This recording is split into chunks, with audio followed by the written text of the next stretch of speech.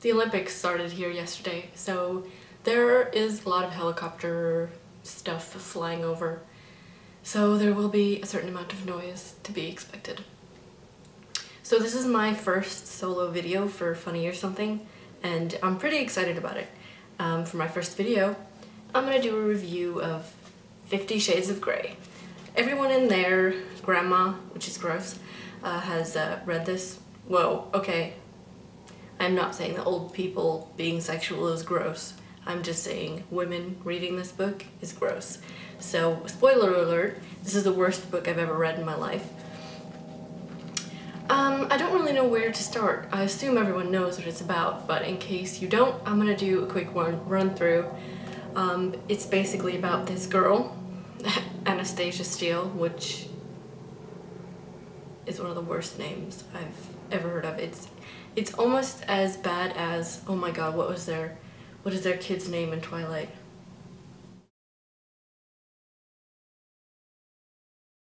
Whatever their kid's name is, it sounds like a made-up dog name.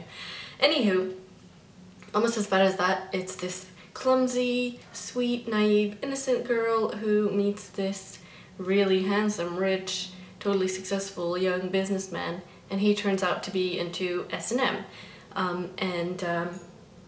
She wants a relationship, he wants S&M, so obviously he gets his way, she kind of gets her way, and by the end of the book they're basically in love, and oh, it is nauseating. I threw this book across the room several times. I think after this, I'm gonna burn this book maybe. First of all, this book is extremely poorly written. It has like grammatical errors, like there's this one bit where she's sitting in his lap and then he looks down on her. It's like, what is she, like this big? Is she a child? Is she a child? Because this book is disgusting, okay? And it's not about the S&M thing, it's not about the sexual thing, it's about his fucking psychotic ways of kind of wanting to control her. This is like the most misogynistic pile of bullshit that I've ever read. And okay, let me read out some of my favorite bits of the contract.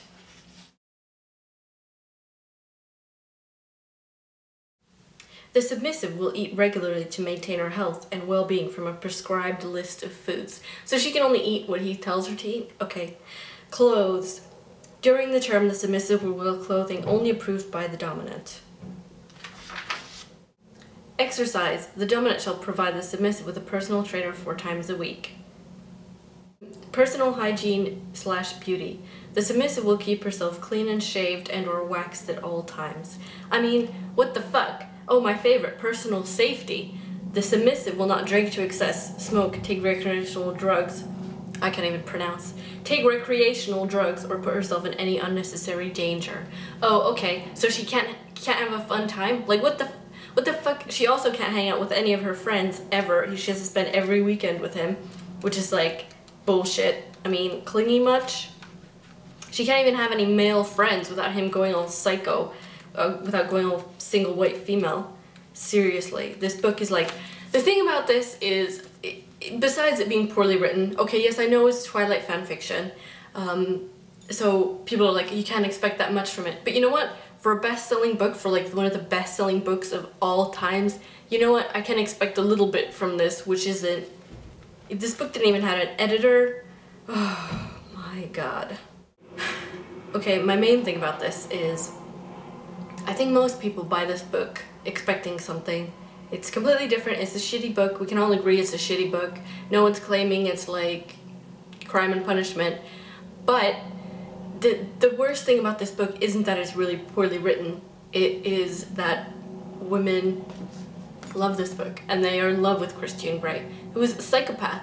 And let me put this, like, can I just take this out of the regular frame of reference? If this was set in the Middle East, would it be glamorous? No. If she could only wear a burqa, would it be sexy? Would it be because he only cares so much about her well-being that he wants her to be okay all the time? No, it would not, but it's no different. And this is just, it's just insanity. It's insanity. It is pure, unadulterated insanity that people like this book. And it just makes me angry. And when people talk about it and they say, it was good, or I just read it for the sex scenes, it just makes me want to puke. It makes me want to puke my fucking guts out. It also has little gold nuggets of wisdom in here, like, never trust a man who can dance. What the fuck? The fuck does that mean? Well, that means literally nothing. She also doesn't seem to know what a subconscious is, because there are two people living inside her head, her subconscious and her inner goddess. Her inner goddess seems to be her libido, and her subconscious seems to be the writer, because she apparently wears half-moon spectacles and is a prude.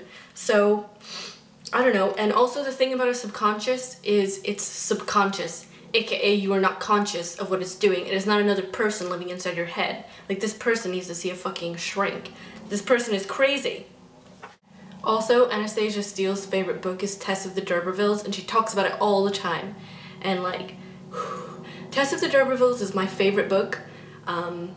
And the way that this writer writes about it, she clearly does not understand the book, because she says stuff like, when Alec d'Urberville rapes Tess and all this, and it's like, whoa, whoa, whoa. He did not rape Tess. The rape is moot. Like, this is gonna turn into a Tess of the D'Urbervilles review, which, let's be honest, is like a million gazillion times, but like, this person is not a writer. This is a sad, lonely, what I assumed was a virgin by the way that she wrote about sex, but apparently has children, which is like, I don't know if you were like, were you consciously present, or was it your subconscious having sex at that point, because I don't think you have any real experience with sex.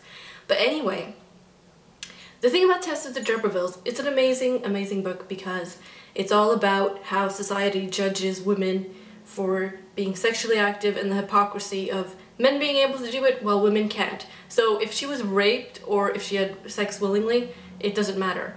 Of course, I mean, well, it matters, but the fact isn't that it excuses everything. If she was raped, oh, then she's still pure. No, there is no such thing as purity. The whole women who are sexually active or unclean, that is a disgusting, misogynistic idea.